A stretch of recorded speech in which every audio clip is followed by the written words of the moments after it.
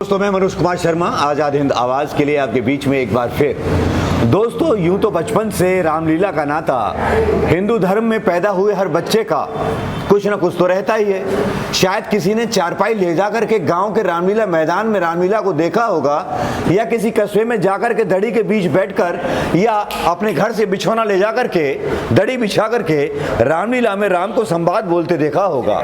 परशुराम के संवादों पर और लक्ष्मण के संवादों पर शायद खून का दौरान तेज हुआ होगा, और माँ सीता के अपहरण पर आपको शायद रोना भी आया होगा। जब रावण ने पर काटे होंगे गरुड़ के, तब वहां भी लोगों ने विलाप देखा होगा, गुस्सा आया होगा उस जमाने के खलनायक रावण पर।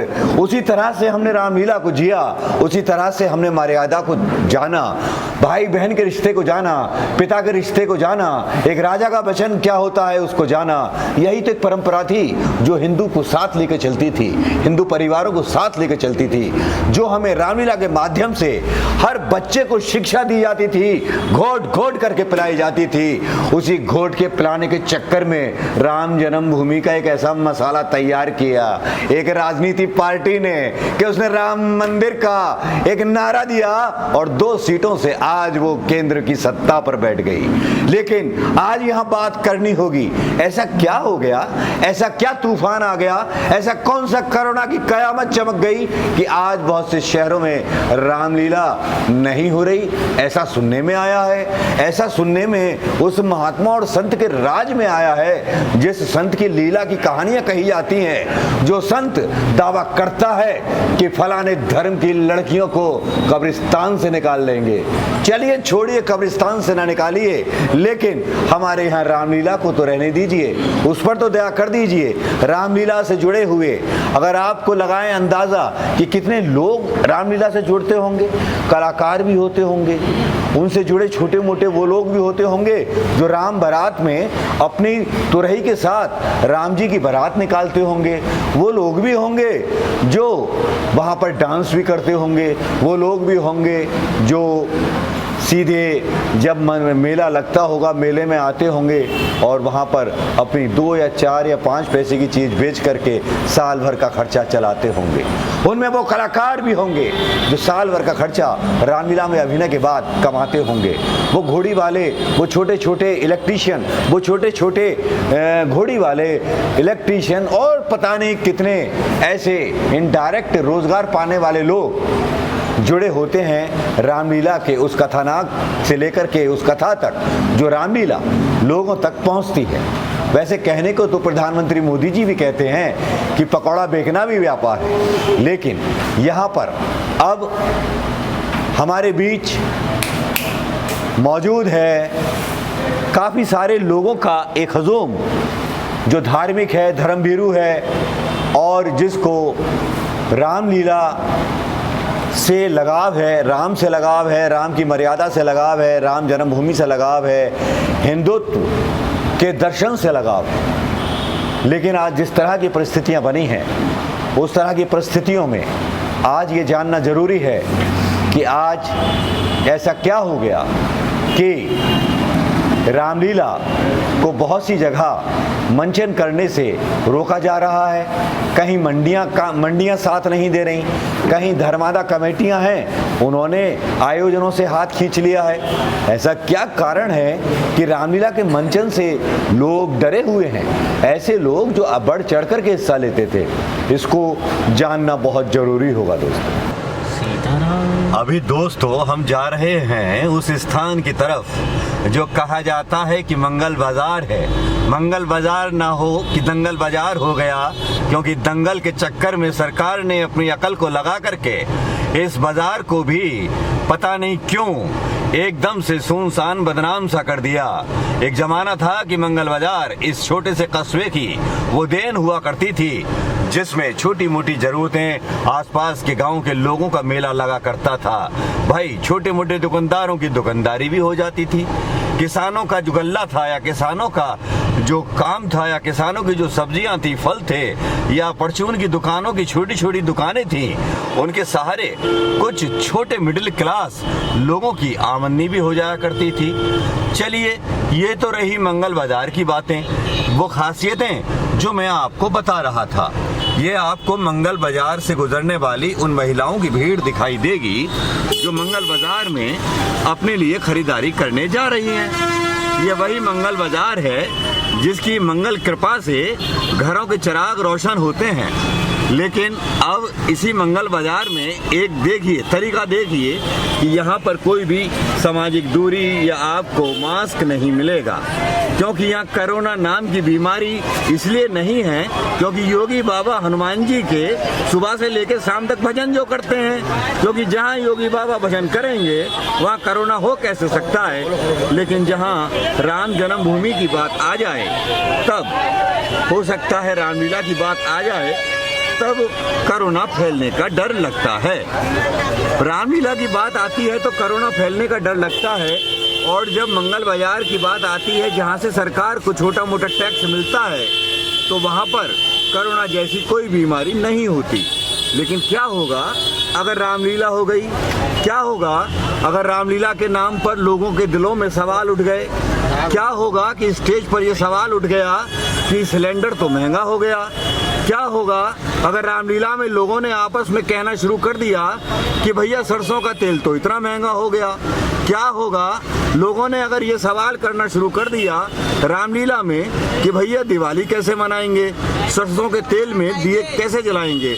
लगता है योगी बाबा की चिंता इसी बात को लेकर है और इसी को लेकर के मंगल बाजार में कोरोना का कोई डर नहीं।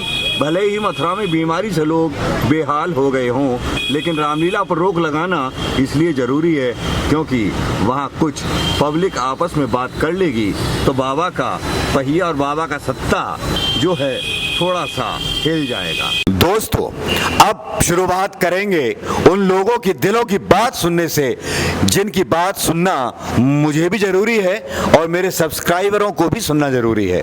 वैसे तो मन की बात की आदत तो डल गई होगी, हालांकि मन की बात तो खैर कौन सुनता है आप भी जानते हैं, घरवाली सुनती है, लेकिन आजकल हमें सुननी पड़ती है। तो चलिए हम मन की बात सुनते हैं, लोगों की रोजी रोटी की बात सुनते हैं। सबका परिचय तो मैं यहाँ नहीं दे पाऊंगा, एक पूरा एक मंडल यहाँ सामाजिक मंडल जुड़ा हुआ है, ब्रज प्रदेश है ये, जहाँ पर ये लोग भगवान राम के भक्त कह लीजिए, भगवान राम से जुड़े हुए वो लोग कह लीजिए जिन्होंने बचपन से भगवान राम को मर्यादा के साथ जिया है। मैं आपको आमंत्रित करूंगा, आप अपना परिचय दें सर। और रामलीला इस बार सुनने के नहीं हो पा रही है, आखिर क्या कारण? मेरा नाम रमेश चंद पहलवान, डिवाई मोहल्ला महादेव। ये बरसों से रामलीला चली आ रही है, हम देखते भी चले आ रहे हैं बचपन से। लेकिन अब की बार का पिछली बार भी ऐसा हुआ, हमारे कमेटी के धर्मशाला के कर्मचारी हैं या अध्यक्ष महोदय जी हैं, वो चाहते नहीं हैं कि रामलीला हो। और पब्लिक हमारी इतने उत्सव है, इतने मतलब उत्साह है जिससे हम कहा नहीं जा सकते हैं कि क्या हम अपना मन अंदर ही अंदर घुट के रह आते हैं, लेकिन कह नहीं पाते। लेकिन अब के हमने सोचा है कि आप सब लोग मौजूद हैं इस टाइम, बड़े मुझे खुशी हो रही है कि आप लोग सबके पीछे बैठा हुआ हूँ, आपने मुझे टाइम दिया है और मैं जो है आपसे विनम्र निवेदन करूँगा, मैं आपके साथ रहूँगा हमेशा। इस रामलीला के लिए तो मैं अपना काम दाम हम सब छोड़ दूंगा मैं जो है, और मैं प्रयास करूंगा मामा जी से भी, रमेश प्रधान जी से भी कि आपकी लीला होनी बहुत ज़रूरी है। मेरा एक सवाल ये है कि आरोप ये लग रहे हैं कि जो चुनाव हुए राजनीतिक चीज़ें बदली और साथ में ये कहा कि उत्तर प्रदेश में पहली बार ऐसा चमत्कार हुआ कि भगवान ने अपनी श्रेष्ठता सियासत में तय कर दी, फतेह हासिल कर दी। पिछले साल ना होना, राजनीतिक दलों का काम राजनीति करना होता है और पत्रकारों का काम मुद्दों को चाशनी लगाकर या मिर्च लगाकर के परोसना होता है। लेकिन यहाँ अगर हम बात करें, जहाँ योगी जी एक हिंदू विश्व सम्राट हैं, गोदी जी हृदय हिंदू सम्राट हैं, क्या उनके शासनकाल में ऐसा कुछ हुआ है कि जितनी उम्मीदें थीं उस उम्मीदों के हिसाब से वो ना हुआ जो चाहा था? बिल्कुल आप ये सही बात कह रहे हैं। जो हमें जितने जी उम्मीद थी इन लोगों से, हमारे प्रधानमंत्री जी हैं, मुख्यमंत्री जी हैं, जबकि इस योग में घुसे हुए हैं, मानते भी हैं, श्री राम के लिए प्रचार भी होता है, अयोध्या भी हुआ है, आगे चले भी आ रहा है, लेकिन ये भावना यहाँ को नहीं टिक रही। रामलीला क्यों नहीं हो रही? जो है अलीगढ़ में हो रही है, बाहर हो रही है, हर जगह हो रही है, लेकिन डिब्बा में क्यों नहीं हो रही रामलीला? ऐसी क्या कमी है? कौन सी राजनीति है ये तो साफ दिख रही है भाई। आप लोग नहीं, आप भी जानते हैं, मैं भी जानता हूँ, सब लोग जानते हैं ये राजनीति है, ये राजनीति है। तो ये राजनीति बिल्कुल ये नहीं चलेगी। जो है राजनीति के रंग अनेक होते हैं। वोटों के समय राजनीति का रंग थोड़ा सा भगवा हो जाता है और वोट पाने के बाद वो रंग थोड़ा सा पराया हो जाता है। उसे पहचानने में थोड़ी मुश्किल होती है, क्योंकि बाबा जी के पास चश्मा नहीं है, लेकिन मोदी जी के पास बहुत महंगा चश्मा है। इसी चश्मे के साथ हम चलते हैं कुछ और लोगों के बीच में जो हमारे बीच मौजूद हैं, जो रामलीला से जुड़े हुए हैं। आप अपना नाम, आप रामलीला से जुड़े हुए हैं, परिचय दें, क्या काम करते हैं? जी मैं किसान हूँ, मैं एक खेती करता हूँ। मेरा नाम कैलाश है, मैं डिबाई का रहने वाला हूँ। जी मैं भगवान श्री राम से भी नेह रखता हूँ। जी ऐसा मतलब मैंने पहली बार सुना है और देखा भी है कि पिछली बार रामलीला हमारे यहाँ नहीं हुई। अब ये पता नहीं कि क्यों नहीं हुई। बोल रहे थे कि ये कोरोना चल रहा है, कोरोना चल रहा है। ये कोरोना नहीं है, ये रामलीला से, भगवान श्री राम से मतलब अलग होने का कोई पार्टी पॉलिटिक्स तुम्हारा कोई स्नेह चल रहा है। लेकिन राम मंदिर तो बनवा रहे हैं। जी राम मंदिर बनवा रहे हैं, लेकिन अभी उसका काम पूरा नहीं हो पाया। यहाँ रामलीला जो है जगह जगह हो रही है, हमारे डिवाई शहर में नहीं हो रही है। आप आ जाइए, उठ जाइए, अपना नाम बताएं। मेरा नाम आदर्श कुमार है। मैं सन 2013 से रामलीला में जुड़ा हुआ हूँ। सन 2019 में कोषाध्यक्ष भी रहा रामलीला में, और मैं चाहता हूँ कि इस बार भी रामलीला हो। सन 2020 में नहीं हुई थी रामलीला कोरोना के कारण। ऐसा क्या कारण है? जबकि भाई मेरा कहना ये है, अगर आप सभी लोग सुने, एक हिंदूवादी सरकार होने के नाते योगी सरकार का फर्ज ये था कि रामलीला मंचन के लिए एक अलग से फंड रखा जाना चाहिए था, और जो उसमें काम करते हैं कलाकार, उनके लिए अलग से पेंशन बांधी जानी चाहिए थी। जिस तरह से मस्जिद में और मंदिरों में पुरोहितों को और इमामों को दी जाती है, तो क्या खता थी इन लोगों की जो नहीं हो पाया? क्या आप ये मांग आगे आने वाले समय में करेंगे? बिल्कुल करेंगे। ये रोजगार का मुद्दा भी है, लोगों को रोजगार मिलता है इसमें। क्योंकि जो राम जी का या जो अभिनय जानते हैं, उनको इसके अलावा कुछ आता ही नहीं, वो कोई धंधा ही नहीं कर पाते। क्योंकि एक बार उन्होंने रामलीला में अपना अभिनय कर लिया, उसके बाद साल भर बैठ के खाते हैं। आप बताएं सर। मेरा नाम सुनील पाठक है जी, और मैं भगवान श्री राम को मानता हूँ। और मैं तो इस योगी सरकार से ये कहना चाहता हूँ कि राजनीति के लिए, वोटों के लिए तो कोरोना है नहीं, और इसके रामलीला के नाम पे कोरोना है। ये कैसी सरकार है? हमारे देश की भ्रष्ट सरकार है। आप मुझे कांग्रेसी लग रहे हैं। नहीं, कांग्रेसी नहीं, हम कांग्रेसी भी हैं, लेकिन इस सरकार के खिलाफ हैं। ये सरकार ये गरीब के शोषण करती है, मजदूरों का शोषण करती है, और ये अपना भरना भरती है, और उनके गोदी भरी हुई है, और किसान मजदूरों के लिए ये उनका पलायन करती है। बीच में राजनीतिक लोग आ जाते हैं, उनकी अपनी राजनीतिक खूबियां होती हैं, और मेरे बीच रामलीला से जुड़े हुए टेंट वाले लोग हैं। जो टेंट वाले लोग जुड़े होते हैं, आप बताएं। सर हम है गए 2017 से जुड़े हुए हैं हम। हर एक साल टेंट लगाते हैं, कभी लाइट लगाते हैं, कभी टेंट लगाते हैं, और 20 साल से लीला हुई नहीं रही है, और हमारा काम चौपट चल रहा है। एक सीजन में रामलीला से कितना कमा लिया करते थे आप? करीब हमें एक के लपेटे मिल जाता है। मतलब एक के लपेटे में, मतलब जो आपके और साथ जुड़े लोग थे, उनको मतलब उनका रोजी रोटी मजदूरी वगैरह चल जाता था, और मतलब धर्म का धर्म हो जाता था, घर का घर चल जाता था। आप बताएं। हम बग्गी वाले हैं, कैलाश बग्गी वाले। 10 साल से बग्गी लगा रहे हैं। अब के बग्गी नहीं लगी है काफ़ी टाइम से, और हम भी ये चाह रामलीला ज़रूर होनी चाहिए। होनी चाहिए रामलीला। योगी जी को क्या कहना चाहेंगे? योगी जी ने पिछले साल नहीं कराई, रामलीला करानी चाहिए उन्हें। योगी जी को आपका क्या कहना है? योगी जी के लिए तो बोल चुके, कुछ कहना और हो तो बताइए।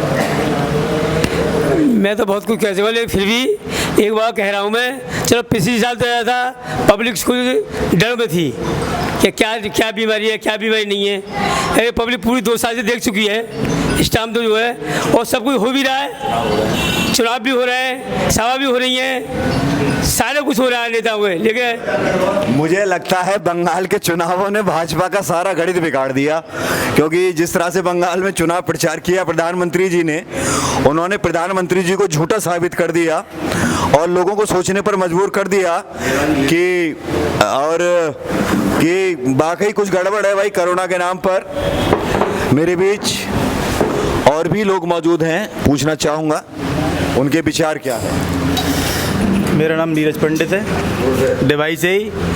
और दुबे जी ने लगातार 3-4 वर्ष तो लगातार अध्यक्ष रहे हैं और लीला कराते हैं, सहयोग करते हैं। लेकिन लीला होनी चाहिए। हमारे बच्चे हैं, संस्कार उनमें कैसे आएंगे? उन्हें कैसे पता पड़े रामायण क्या होती है, महाभारत क्या होती है? भाई लीला तो होना बहुत ज़रूरी है। बिल्कुल सही है। जो हमारी आने वाली पीढ़ी है वो तो देखेगा रामायण कैसे होती है, महाभारत कैसे था, और भी हैं। अगर वो यही नहीं देखेगी तो पीढ़ी फिर कैसे पता पड़ेगी उसे? वो तो जनरेशन फिर उसमें ही चली जाएगी, पश्चिमी सभ्यता के अनुसार चली जाएगी। वो जमाने ही चले जाएंगे जब सिखाया जाता था कि बड़े भाई जो होता है गणेश की तरह होता है, उसका आदर करके चलिए।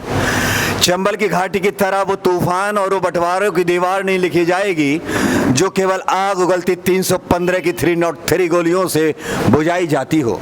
लेकिन हमारे बीच समाज सेवी हरिओम दुबे रामलीला से जुड़े हुए और एक कैशियर रह चुके हैं मेरे बीच, उनसे भी पूछना चाहूँगा, भाई आप कैशियर रहे हैं रामलीला के बारे में, लोगों को बहुत शिकायत है, ऐसा क्यों है? जी नमस्कार, मेरा नाम विपिन पंडित है और मैं 2015 वर्ष में रामलीला का कैशियर रह चुका हूँ। और सबसे बड़ी समस्या ये है कि इस सरकार में सारे काम हो रहे हैं। शादियों में 50 की जगह 5000 लोग भी आ रहे हैं, 50,000 लोग भी आ रहे हैं, पर ऐसा क्यों कि रामलीला और रासलीला ये सारी मंचन धार्मिक कार्य के बंद चल रहे हैं। ऐसा नहीं होना चाहिए। पिछले वर्ष भी ऐसा हुआ है, बहुत से लोग परेशान रहे हैं, पर ऐसा नहीं होना चाहिए। यह काम लगातार चलते रहने चाहिए। आप अपने विचार दीजिए। कुछ लोगों में बड़ा गुस्सा है, योगी जी से कुछ कहना चाहेंगे, अपील करना चाहेंगे योगी जी से या मोदी जी से? हाँ जी, योगी जी से कहना चाहूँगा कि हमारे यहाँ पे रामलीला नहीं हो रही और ये मंगल बाजार हमेशा लगता है यहाँ पे इतनी भीड़ भाड़ है, इसको कोई देखने वाला नहीं है हमारे यहाँ पे डिवाई में है। अब ये रामलीला का पिछली साल भी रामलीला नहीं हुई, क्या करोना करोना हाय करोना, अब कहाँ गया करोना यहाँ से, ये बताइए आप मुझे। तो बात सही है और सटीक भी है, लोगों में नाराजगी भी है। मेरे बीच हरिओम दुबे जी भी हैं, रामलीला कमेटी से जुड़े हुए, और बहुत स्पष्ट हैं कि उनके आह्वान पर आज ये सारी चीज़ें हुई। उन्होंने मेरी एक रिपोर्ट रामलीला के बारे में मैंने डाली थी, देखी, उन्होंने मुझ तक अप्रोच लगाई और पहुँचे, बोले कि एक मुद्दा अच्छा है और हमारी पार्टी यानी कि वो कांग्रेस से बिलोंग करते हैं, प्रियंका गांधी के कट्टर समर्थक हैं और समाज सेवी हैं। ब्राह्मण समाज में उनका काफ़ी अच्छा एक जान पहचान कह लीजिए, रुतबा कह लीजिए, सम्मान कह लीजिए। दुबे जी का समाज सेवी ऐसे हैं कि नींद में चल देते हैं, कोई आवाज़ लगा दे तो लोग कहते हैं। उनका एक जो है बाबा जी हैं जो अभी स्वर्गवासी हो गए थे, उनकी एक रसोई चलाते हैं जिसमें 71 लोग हैं, सुबह को खाना बंटता है। कोरोना के टाइम पर भी हरिओम दुबे भले ही सोशल मीडिया पर बड़े बड़े नेताओं की तरह या सोनू सूद की तरह सुर्खियां ना बटोर पाए हों, लेकिन अपने शहर में सुर्खियां थोड़ी बटोरी हैं। कुछ ऐसे लोग भी होते हैं जिन्हें समाचार पत्रों, ट्विटर और फेसबुक की ज़रूरत नहीं होती, वो अपना काम करते हैं और उन्होंने काम किया। तो रामलीला से भी जुड़े रहे हैं दुबे जी। तो दुबे जी एक बार आप आ जाएं। अभी ये जितना सब कुछ आपने सुना देखा, क्या इनकी पीड़ा योगी जी तक पहुंचेगी या भाजपा सरकार इनकी पीड़ा को समझ पाएगी? बिल्कुल बिल्कुल, धन्यवाद डॉक्टर साहब, आपने ये प्रेरणा भी दी थी मुझे, इसीलिए मैंने आपसे आग्रह किया था कि आकर के जरा शहर के कुछ धर्म प्रेमी, सांस्कृतिक कार्यक्रमों के प्रेमी लोगों से आपको मिलवाया जाए, और आपने यहाँ आकर उनकी पीड़ा को समझा। दरअसल रामलीला मंचन से ही मतलब नहीं है, इस रामलीला आयोजन से पता नहीं कितने लोगों की रोजी रोटी जुड़ी हुई है। टेंट वाले, बैंड वाले, लाइट वाले, घोड़ी वाले, बग्गी वाले, झांकियों वाले, कलाकार। मैं समझता हूँ कि मध्यम वर्गीय और बहुत ही निम्न स्तर के लोग बेचारे जो पूरी साल का खर्चा इन रामलीला कार्यक्रमों के माध्यम से अपने परिवार का भरण पोषण करते थे। ठीक है, माना कोरोना काल में इस पर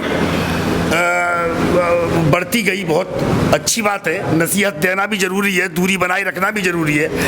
लेकिन इस कोरोना काल में सारे तो चुनाव हो गए, बिहार, बंगाल, प्रधानी के चुनाव हो गए, विधानसभाओं के चुनाव हो गए, सारे बाजार खुल गए, अभी गंगा घाट नहीं खुले और ये रामलीला के उत्सव नहीं शुरू हुए। मुझे दुख है। लेकिन शमशान घाट तो खुले हैं। हाँ, ये शमशान घाटों की स्थिति को देखते हुए वहाँ पर अव्यवस्थाएं बहुत रहीं। मुझे ज़्यादा बताने की ज़रूरत नहीं है। लाशें तैरती हुई और बॉडियाँ जो दफन की गई थी उनकी। दुबे जी, आप समाज सेवी हैं, सब कुछ हैं, क्या आप अपनी तरफ से ऐसा कोई पत्र कांग्रेस पार्टी को, प्रियंका गांधी को लिखेंगे या इस बारे में कोई अपील करेंगे? जी, मैं अवश्य करूंगा, जिससे कि आने वाले भविष्य में कांग्रेस सत्ता में आए तो धर्म प्रेमियों का ख्याल रखा जाए और ऐसे उत्सवों को प्रतिबंधित ना किया जाए। एक सवाल और पूछना था। जिस तरह बताया गया कि पिछले साल रामलीला नहीं हुई, क्या डिवाई के इतिहास में पिछले 70 साल में अंग्रेज़ों के शासनकाल से लेकर अब तक क्या ऐसा पहली बार हुआ या पहले भी कभी हुआ? नहीं, ये 150 वर्ष से ये रामलीला मंचन हमारे नगर में होता चला आ रहा है। लेकिन आज तक कोई दुर्घटना जैसी कोई भी कहानी सुनने को नहीं मिली और ना ही आज तक कभी मंचन रुका। ये बहुत दुख का विषय है। देखिए साहब, ये 70 साल का हवाला हमारे प्रधानमंत्री देते हैं कि 70 साल में कुछ नहीं हुआ, लेकिन प्रधानमंत्री मोदी जी ने और योगी जी ने 70 साल में वो कर दिया जो कोई नहीं कर पाया। कांग्रेस की भी हिम्मत नहीं थी। शायद कांग्रेस ऐसा कर देती तो उसे मुगल आजम कह दिया जाता या मुसलमानों की पार्टी या पाकिस्तानियों की पार्टी कह दिया जाता। लेकिन देखो योगी जी का कमाल, उन्होंने पिछले साल रामलीला ही नहीं होने दी। अब ये कहा जाता है कि अगर योगी जी गांव के किसानों के बीच आ जाएं जो रामलीला देखते हैं तो वो उनका क्या हाल करेंगे, हम अपने मुंह से नहीं कहते। अब आप खुद समझ और सोच सकते हैं कि लोगों का रामलीला को लेकर के क्या सेंटीमेंट है। मैं आखिरी सवाल दुबे जी से करना चाहूँगा कि योगी जी के लिए एक संदेश और समाज के लिए एक संदेश। मैं योगी जी से यही संदेश दूंगा कि हिंदूवादी पार्टी का नारा बुलंद करने वाली आज हिंदू विरोधी का नारा समझ में आ रहा है मेरे। तो क्या प्रियंका गांधी जी रामलीला के लिए और रामलीला संगठनों के लिए वो सब करेंगी जिसकी आपको आशाएं हैं? नहीं, पहले से पूर्व में भी हमारे प्रधानमंत्री चाहे मनमोहन सिंह जी रहे हों, चाहे नरसिंह राव जी रहे हों, सोनिया जी रही हों पार्टी के अध्यक्ष, ये परिवार सदैव रामलीला जैसे मंचन कार्यक्रमों में भाग लेते आए हैं और प्रतिवर्ष किसी न किसी रामलीला मंचन में भाग लेते हैं। एक सवाल और, कल स्मृति ईरानी अमेठी में पूछ रही थी एक लस्सी वाले से कि कभी गांधी परिवार लस्सी पीने आया है, तो लस्सी वाला बोला नहीं, सारे के सारे आए। इस पर स्मृति ईरानी जी को क्या कहना चाहेंगे? छोटी बुद्धिहीन लोग हैं, ये अनपढ़ गंवारों जैसी बातें करते हैं। ये पढ़े लिखे लोग इस बात को पूछेंगे आम कैसे खाया जाता है। मोदी जी बता रही थी एक दिन कि मैं ऐसे आम खाता हूँ। ये क्या है? देश का पीएम आम खाना सिखा रहा है और सीख रहा है, बोलिए। जबकि आम तो हमारे भारत का सर्वोपरि फल है, हर कोई खाना जानता है, वो बता रही थी खाने की विधि। तो ये मोदी जी या योगी जी, इनके पास कोई विजन नहीं है आगे का, देश को किस प्रकार चलाना चाहिए। महंगाई कहाँ पहुँच गई, किसान मर रहा है, गरीब मर रहा है, गरीब मजदूर को काम नहीं है। तो मैं समझ रहा हूँ ये सरकार पूरी तरीके से फेलियर है। आगे आने वाला भविष्य कांग्रेस का होना चाहिए। अच्छा, महंगाई पर कोई कुछ बोलना चाहेगा भाई? हाथ उठा सकते हैं। हाँ हाँ, अभी मेरे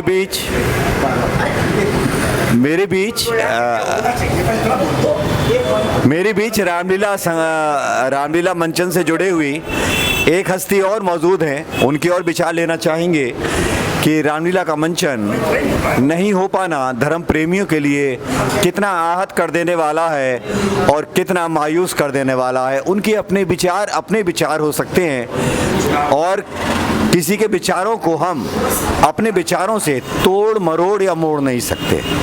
क्या कहना चाहेंगे रामलीला के मंचन न हो पाने से? रामलीला होनी चाहिए। और अभी कल परसों मीटिंग हुई है किसान यूनियन की, बड़ी लंबी दिन हुई है, 5-6 लाख आदमी वहाँ पर आया है।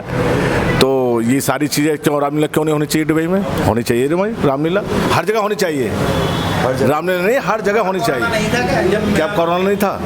आप बाजार खुला है, आपका मंगल दिवस बाजार खुला है। मंगल बाजार की रिपोर्ट भी है कि वहाँ कोरोना का कोई डर था ही नहीं, कोई पुलिस वाला वहाँ था ही नहीं, ये देखने के लिए कि कोरोना फैल ना जाए। जाम हो रही है, अब भी भीड़ हो रही है, इतनी जबरदस्त भीड़ हो रही है उस जगह। केवल रामलीला के लिए क्यों ऐसा परेशानी है? नहीं, रामलीला का एक प्रॉब्लम और भी है ना कि रामलीला में लोग मिलते हैं, जुलते हैं, हालचाल पूछते हैं, भाई डिस्कशन होता है जैसा चौपालों पर होता था। आजकल चौपालें ख़त्म हो गई, लोगों के घर टीवी आ गए, तो अब रामलीला के मंचन के बहाने लोग इकट्ठे होते हैं। हाँ भाई, क्या हाल है, महंगाई क्या होगा? कि योगी जी, अगर आप ये वीडियो देख रहे हो तो इन डिवाई वासियों की पीड़ा को समझिएगा, वरना कहीं ऐसा ना हो कि राम जी के क्रोध में, इन राम भक्तों के क्रोध में आपकी लखनऊ नगरी कहीं सत्ता ना खो बैठे। नमस्कार, जय हिंद दोस्तों। बहुत बढ़िया, आपका बहुत बढ़िया है।